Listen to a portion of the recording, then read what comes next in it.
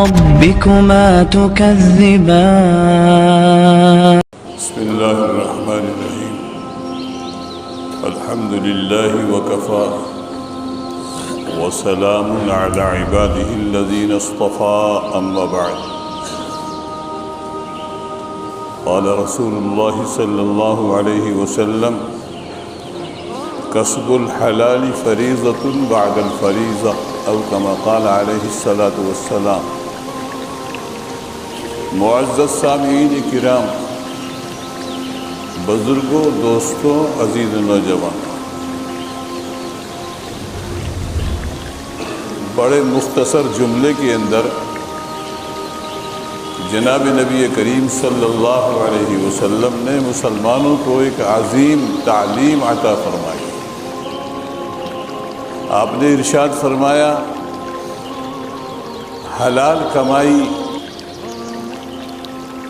فریضے کے بعد سب سے بڑا فریضہ ہے کہ انسان حلال کمائی اختیار کرے، اور فرائض کے بعد جتنے بھی فرائض اور ہیں، 5 وقت کی نماز فرض ہے، روزہ فرض ہے، حج فرض ہے، اور دیگر چیزیں جو حقوق العباد سے متعلق ہیں یا حقوق العباد سے متعلق ہیں جو فرائض کے درجہ رکھتی ہیں، ان سب کے بعد میں اگر اہمیت ہے تو حلال کمائی ہے. اور امت کے اندر جو سب سے پہلا بگاڑ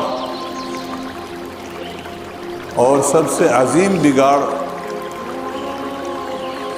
یہی پیدا ہوا ہے کہ انسان حلال اختیار نہ کر کے حرام کی طرف جانے لگا، حلال مواقع کو چھوڑ کر حرام مواقع اختیار کرنے لگا، حرام کمائی اختیار کرنے لگا، حلال کو چھوڑ دیا.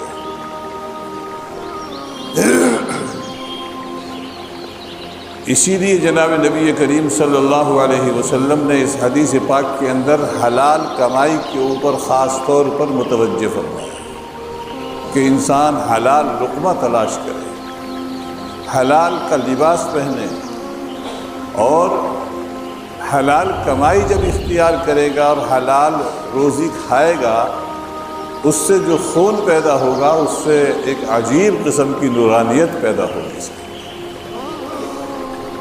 اور وہ نورانیت ہر جگہ کام دے گی.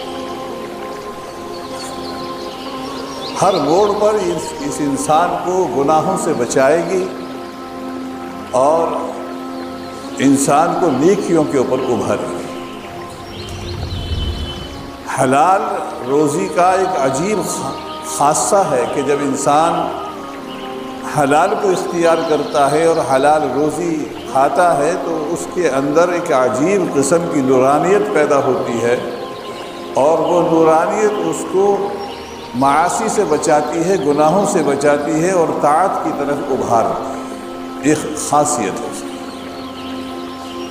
جیسے بہت ساری چیزوں کے اندر خاصیت ہوتی ہے کہ یہ چیز کھاؤ گے تو اس سے یہ ہوگا، یہ چیز کھاؤ گے تو اس سے یہ ہوگا، ایسے ہی حلال غذا کا بھی یہ خاص خصوصی اثر ہے کہ اس کے اندر سے جو نورانیت پیدا ہوتی ہے وہ اس انسان کو طاعت کی طرف لے جاتی ہے اور گناہوں سے بچاتی ہے، اور اس کے اندر ایک عجیب قسم کی طاقت پیدا ہوتی ہے کہ جس کو وہ خود محسوس کرے گا. انبیاء کرام علی نبینا علیہ الصلاۃ والسلام کی ایک مقدس جماعت، ان میں خاتم الانبیاء جناب محمد الرسول اللہ صلی اللہ علیہ وسلم خود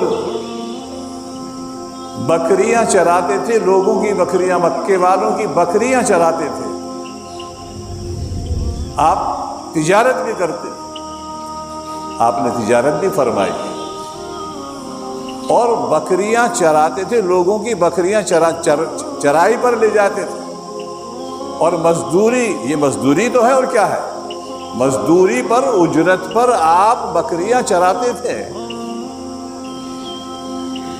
تو پیشے کو، کوئی بھی اس طرح کا کوئی پیشہ ہے اس کو ذلیل نہ سمجھا جائے اور حلال کو تلاش کرنا چاہیے، چاہے ہمیں کچھ مزدوری کرنی پڑے، تجارت کرنی پڑے، یا کوئی اور پیشہ ایسا اختیار کرنا پڑے جس سے ہم حلال تلاش کریں، حلال روزی تلاش کریں۔ حضرت موسیٰ علیہ نبینا علیہ السلام نے بھی بکریاں چرائیں، حضرت شعیب علیہ السلام کی بکریاں چرائیں، بکریاں چرائیں، مزدوری پر کام کیا، اور اس کو عیب نہیں سمجھا۔ ہم تو اس کو عیب سمجھتے ہیں کہ ہم مزدوری کریں، چاہے ہم حرام کسی طرح سے بھی، چاہے جھپٹ کے، کسی کا رشوت سے، کسی طرح سے بھی، سود پر کسی طرح بھی مال کو حاصل کر لیں، لیکن مزدوری کرنے کو ہم معیوب سمجھتے ہیں، جبکہ مزدوری اجرت پہ کام کرنا معیوب نہیں ہے، بلکہ یہ تو انبیاء کرام علیہ نبینا علیہ السلام کی سیرت ہے۔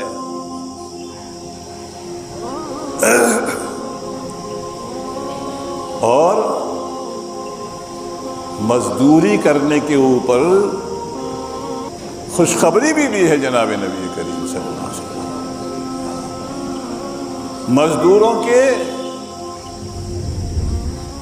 مقام کو بتایا کہ مزدور کا کتنا اونچا مقام ہے۔ جو اپنے ہاتھ کی کمائی سے لوگ پیسہ کماتے ہیں، کمائی کرتے ہیں، ان کے لیے بڑی خوشخبری دی ہے جناب نبی کریم صلی اللہ علیہ وسلم۔ اپنے ہاتھ کی کمائی سے حضرت داؤد علیہ السلام زرہ بنایا کرتے تھے، اور اللہ تعالیٰ نے اس وقت میں مشینیں نہیں تھی، کوئی ایسی چیز نہیں تھی کہ اس کو لوہے کو کس طرح سے تپایا جائے اور کس طرح سے اس کو موڑا جائے، کوئی مشینیں ایجاد نہیں ہوئی تھی۔ تو اللہ تعالیٰ نے معجزے کے طور پر حضرت داؤد علیہ السلام کے لیے لوہے کو موم کی طرح کر دیا۔ وَأَلَنَّا لَهُ الْحَدِيدِ، وَأَلَنَّا لَهُ الْحَدِيدِ، ہم نے ان کے لیے لوہے کو نرم کر دیا تھا، موم کر دیا تھا، وہ جدھر کو چاہتے تھے اپنے ہاتھ سے موڑ لیتے تھے اور اس سے زرہ بنایا کرتے۔ أَنِ اعْمَلْ سَابِغَاتٍ وَقَدِّرْ فِي السَّرْدِ وَاعْمَلُوا صَالِحًا إِنِّي بِمَا تَعْمَلُونَ بَصِيرٌ۔ قرآن کریم اس کے اوپر ہم لوگوں کو متنبہ کرتا ہے کہ تم اپنے ہاتھ کی کمائی حاصل کرو، اور ہاتھ کی کمائی سے جو پیسے وصول کرو گے، حاصل کرو گے، اس سے جو تم اپنی ضروریات کو پورا کرو گے، اس سے اللہ تعالیٰ تمہارا مقام اونچا فرمائے گا۔ اور پھر یہ فرمایا جناب نبی کریم صلی اللہ علیہ وسلم نے مزدوروں کے حقوق کو بیان فرمایا میرے آقا جناب نبی کریم صلی اللہ علیہ وسلم نے کہ مزدور جب مزدوری کرتا ہے اور اس کی پیشانی سے پسینے بہتے ہیں، ان پسینوں کی جو مزدوری کرتا ہے اس کی کتنی قیمت ہے؟ فرمایا مزدور کی مزدوری پسینہ خشک ہونے سے پہلے۔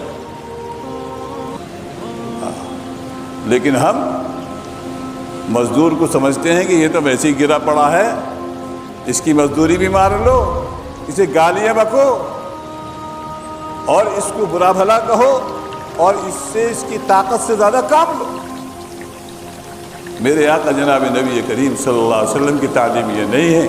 وہاں تو یہ بتایا گیا ہے کہ مزدور کی مزدوری پہلے دینے کی کوشش کرو، پہلے دینے، اس سے مزدوروں کے اندر تمہارا ایک مقام بڑھے گا، وہ مزدور خوش ہوگا۔ شیخ سعدی رحمۃ اللہ نے لکھا ہے کہ مزدور خوش دل کند کار بیش۔ بڑی عجیب بات کہی ہے شیخ سعدی رحمۃ اللہ۔ جو خوش دل مزدور ہوتا ہے، جس کا دل خوش ہوتا ہے، وہ کام بھی زیادہ کیا کرتا ہے۔ اور جس مزدور کی مزدوری تم روکو گے اور گالیاں اور بکو گے اس کو، اور تم اپنے اخلاق سے گر جاؤ گے، تو پھر وہ مزدور کام چور بنے گا اور مزدور تمہارے کام کو بگاڑے گا اور تمہیں دعائیں نہیں دے گا بلکہ بد دعائیں کرے گا۔ اور پھر ساتھ ساتھ مزدور کے لیے بھی یہ ہے کہ جو ڈیوٹی اس کی مقرر ہے اس ڈیوٹی کے اوپر اسے پورا اترنا چاہیے، اور وہ پورا جب ہی اترے گا جب ہم بھی تو اس کے ساتھ میں اخلاق کریمانہ اختیار کریں۔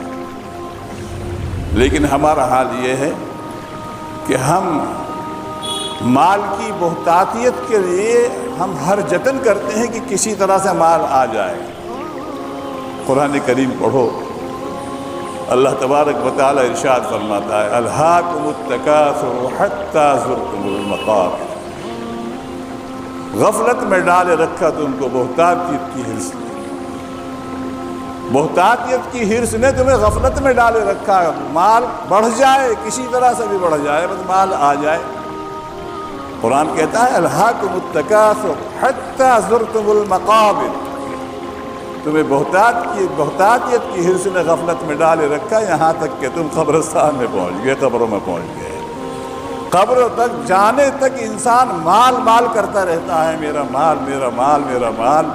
میرے آقا جناب نبی کریم صلی اللہ علیہ وسلم نے فرمایا انسان کا مال تو وہ ہے جو اس نے کھا کر ختم کر دیا، جو اس نے پہن کر پرانا کر دیا، اور جو اس نے اللہ کے خزانے میں جمع کر دیا وہ تو مال اس کا ہے، اور باقی جو چھوڑ گیا تو وارثوں کا مال ہے۔ کتنا ہی کما لے، بینک بیلنس کر لے، اور کتنے ہی کارخانے اور فیکٹریاں لگا لے، سب خالی ہاتھ چھوڑ کر کے چلا جائے۔ الہاکم التکاثر حتی زرتم المقابر کلا سوف تعلمون، ابھی جان لو گے، ہاں دیر نہیں لگے گی، ابھی جان لو گے، کلا سوف تعلمون ثم کلا سوف تعلمون، پھر کہتے ہیں ہرگز نہیں، ابھی جان لو گے، بس یہ اب تم جاننے والے ہو، آنکھیں بند ہوتی پتہ چل جائے گا، آنکھیں بند ہوتے ہی پتہ چل جائے گا کہ یہ مال کہاں سے کمایا اور کہاں خرچ کیا۔ سوال قائم ہو جائے گا، سوال قائم ہو جائے گا، یہ مال کہاں سے کمایا، کہاں خرچ کیا، سوال قائم ہو جائے گا۔ کلا سوف تعلمون ثم کلا سوف تعلمون، پھر آگے کلا لو تعلمون علم الیقین، آنکھیں بند ہوتے ہی تو علم الیقین حاصل ہو جائے گا۔ ابھی علم الیقین نہیں ہے، ابھی تو ہم خواب خرگوش میں ہیں، میٹھی نیند سو رہے ہیں۔ ہاں وہ بیدار ہو جائے گا جو اس دنیا سے جائے گا، وہ بیدار ہوگا، اب تو ہم سوئے ہوئے ہیں۔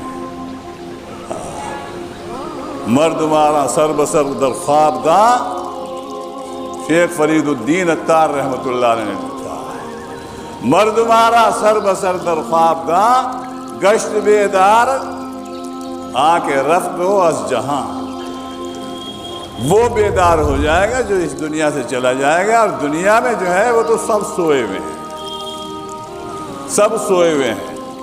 آنکھیں بند ہوتے ہی بیداری آئے گی، جب یہاں سے آنکھیں بند ہو گی، الٹا ہے معاملہ بیلو، بالکل ہم یہ سمجھ رہے ہیں ہم جاگے ہوئے ہیں، اور شیخ فرید الدین عطار کیا کہہ رہے ہیں کہ ہم سوئے ہوئے ہیں، الٹا معاملہ۔